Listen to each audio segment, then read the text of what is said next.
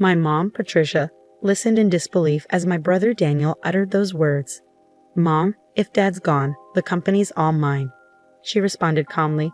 "Well, obviously, Daniel. Plus, if you do the math, there's supposed to be a sizable inheritance in Plan B with Dad's life insurance. We could live large for a while. It's like a bonus, huh? Got to thank our absent Dad." I felt like I was about to explode with anger. What was wrong with these people? This was unforgivable. I couldn't let them have their way. Just as I was about to yell, I got a call from Dad in the hospital. This story goes back a few months. My name is Christopher. I'm a 33-year-old architect working at a design firm. I moved out of my family home and now live alone in a nearby condo. Being single is a little lonely, but I love my job and live a fulfilling life every day.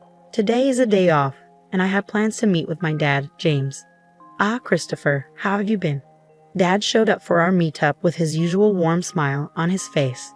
"Dad, long time no see. Have you lost some weight? Running a business must be tough work.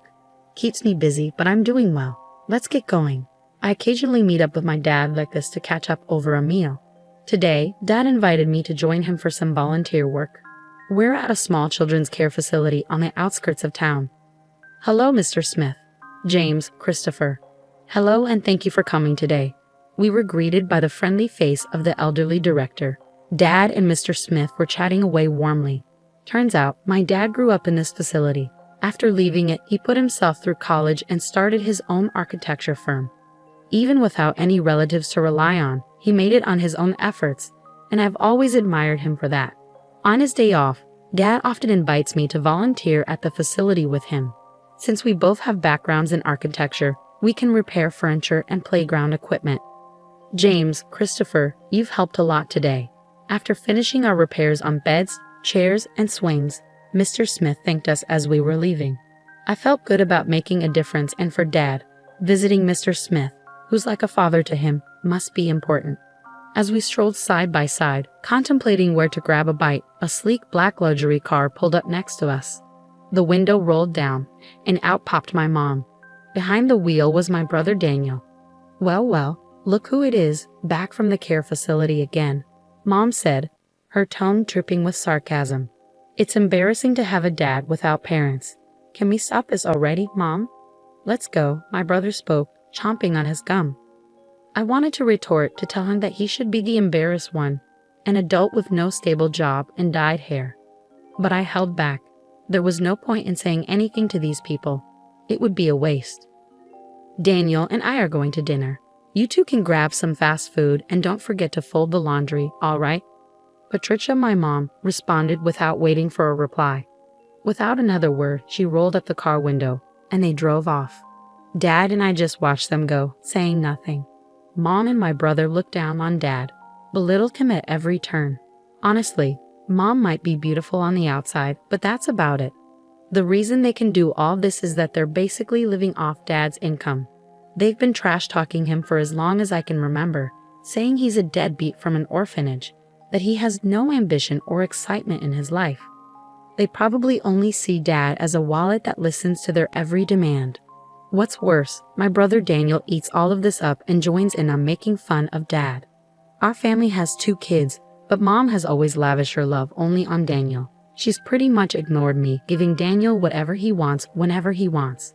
Thanks to that, Daniel still clings to Mom like a child. Even in his 30s, he still calls her mommy and lets her dictate even what he wears and eats. When I heard that Mom accompanied him to every driving lesson, I was floored. I said to my dad, breaking the silence, "Isn't it hard living with those two?" I asked my dad that question. "I'm used to it. Besides, they're still family. I have to do what I can," Dad said in a lonely voice before heading back to the house he shares with Mom and Daniel. All I could do was watch him go. A month passed. I got a call from Mom saying that Dad had collapsed, so I rushed to the hospital. Dad, who looked even more fragile than a month ago, responded, "I got some tests done, and they found cancer. Apparently, it's pretty advanced." My dad had been diagnosed with progressive stomach cancer. According to the doctors, he had about 3 months to live, give or take. I never thought this day would come. I couldn't fathom how this could happen, especially since he's only in his 60s. Even my mom was visibly shaken. "Why did you let things get to this point?" You and Daniel have been pushing Dad too hard.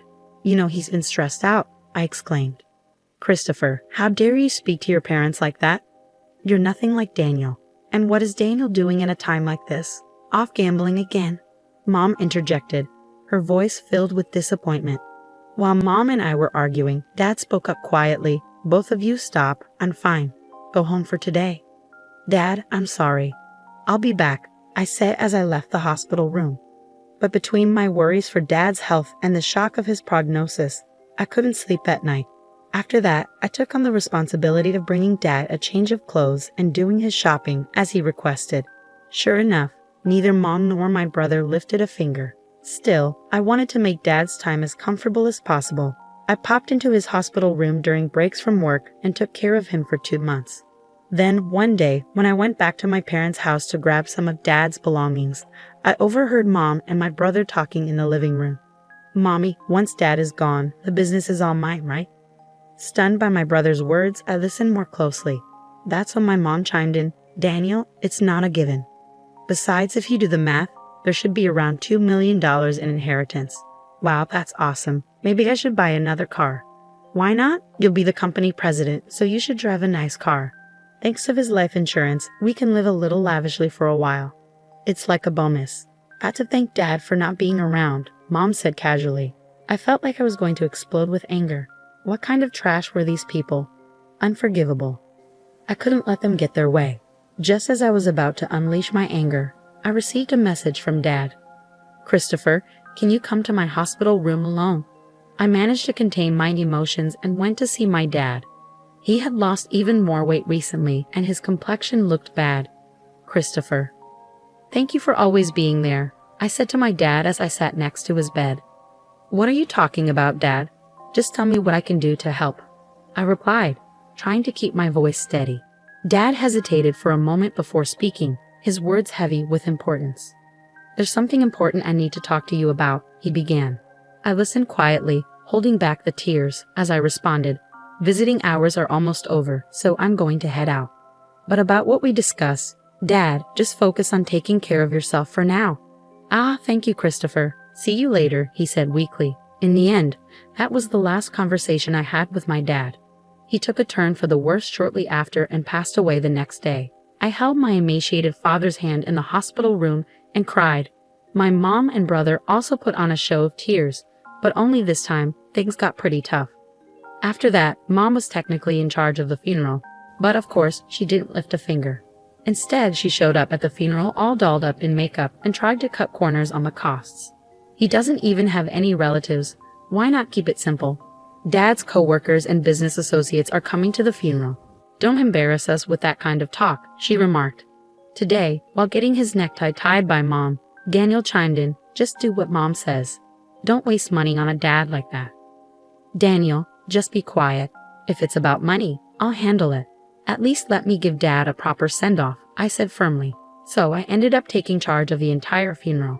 It seemed Dad was well loved by many people. Lots of folks came to pay their respects, which made me really happy. About a week had passed since the funeral ended, and that's when Mom spoke up. Now that we're a family of 3, finally got that person out of the picture. Now the $2 million inheritance is all ours, right? Daniel and Dad's company too. Man, I'm finally going to be the boss. Listen up, Christopher, you better give up your inheritance. Just after the funeral had ended, they were already talking about this stuff. Annoyed, I replied. Dad had already arranged all the inheritance matters with the lawyer. I have the contact details. What? Why didn't you say that sooner? Call the lawyer right now, my brother exclaimed. That's right, Christopher, hurry up, added my mom. So I dialed the number on the business card that Dad had given me. Not long after, the lawyer arrived, a woman in her mid-30s. I'm Attorney Williams. I've been authorized by James to handle matters concerning the inheritance. I'm very sorry for your loss, she said while shaking hands. My brother Daniel remarked, Wow, I thought lawyers were all old dudes. You're quite the looker. Got a boyfriend. Oh, Daniel, do you like her? Mommy prefers someone younger. Knock it off, both of you, I scolded. Thank you for coming all this way. Please come in, I added, ushering Miss Williams into the room. We listened to what she had to say. Let me explain. First of all, concerning the company, James had told me before he passed that it would be transferred to an acquaintance's company. I've been proceeding with the paperwork. What does that mean? I was supposed to become the CEO. I've heard nothing of the sort. My brother raised his voice in protest. For the sake of the employees, the company will be merging with a trusted and skilled company that your father was fond of. The other company has already agreed, so there's nothing that can be done. That damn outsider. Damn it, my brother exclaimed. My mom hurriedly chimed in. Daniel, calm down. The inheritance is ours, right? It should be around $2 million, shouldn't it? Miss Williams answered matter-of-factly, no, there's nothing like that. The company was not doing as well as you think, and any remaining assets have been used to prepare for the company's transfer. What? What about our money? There should be $2 million coming in. Mommy, what's going on? I questioned. Patricia has received a substantial life insurance payout. She has left a will expressing the desire to gift that money, Miss Williams explained. My mom interrupted. What are you talking about? We've already spent that on a new. The lawyer mentioned Dad's multiple insurance policies. Right then, the question about other life insurance payouts arose. What about those other payouts regarding life insurance? I asked. James had canceled all policies before he passed. All I know is that the money was used up, Miss Williams replied. What? Where did all the money go before he died? Gannett, was he planning to leave us without a dime? I muttered in frustration. I watched as Miss Williams left and my mom and brother lost their composure. As she left, she said, It's tough, isn't it? All I could do was give her a forced smile in return. Later, I looked up at the night sky, recalling the last conversation I had with my father while walking. Christopher, would you take over the company if I die? There might not be much in assets, but I should be able to leave you at least the insurance money. There should be enough of that, Dad had said. What are you talking about, Dad? You were the only one in the family who was kind to me. I wanted to leave something for you at least, Dad. I respect you for building the company from scratch with your own hard work. I want to make it on my own too. I don't need the company or the insurance money, but if there's any inheritance left, I want you to use it as you wish. I'll help in any way I can, I had replied. Christopher, thank you. Thank you, Dad had said with gratitude. As I continued walking, I realized I had arrived at the facility, despite it being night. Mr. Smith was in the yard, and when he saw me, he ran over in tears. Christopher, James passed away so suddenly. He told me not to come to the funeral. But actually, Mr. Smith, my dad was grateful for both you and the facility. I just found out too, a little while ago. James made a large donation to the facility, a really large one. Now we can buy the things the kids need. We might even be able to renovate. Thank you, but I wish James could have lived. I wish he could have been. While comforting a tearful Mr. Smith, I found myself crying too. Looking up at the starry sky, I whispered in my heart, Dad, you did it. You really did it. A few months later, I had occasionally met with lawyer Miss Williams to handle the intricate legalities of transferring the company and settling the estate. This was to be my last meeting with her. After expressing my gratitude for her support, Miss Williams offered her condolences once more, comforting me in a considerate manner. As I was seeing off Miss Williams, I thought about how I might never see her beautiful face again. She was such a kind and gracious person.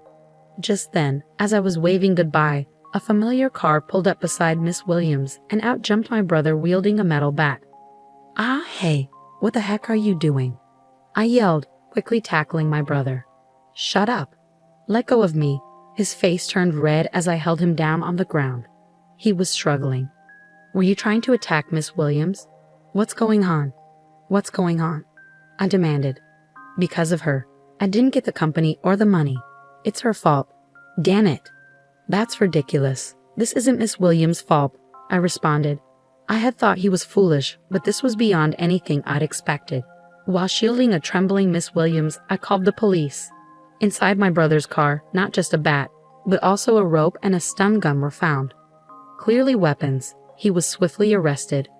When our mother found out, she fumed, You'd send Daniel to jail, your own family. How heartless. I replied calmly, I no longer consider you or him family. My only family was my late dad. I'm cutting ties with both of you.